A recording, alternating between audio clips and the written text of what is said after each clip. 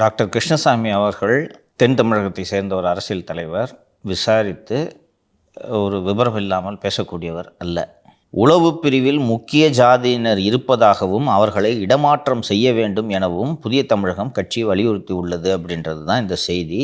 ரொம்ப ரொம்ப முக்கியமான விஷயம். நான் பல மாதங்களாக நான் இதை வலியுறுத்தி கொண்டு வருகிறேன். அந்த காலத்தில் தென் தமிழகத்தில் அந்த பக்கம் பெரும்பான்மையாக இருக்கக்கூடிய சாதிகளை சேர்ந்த ஆய்வாளர்களை நியமிக்கவே மாட்டார்கள்.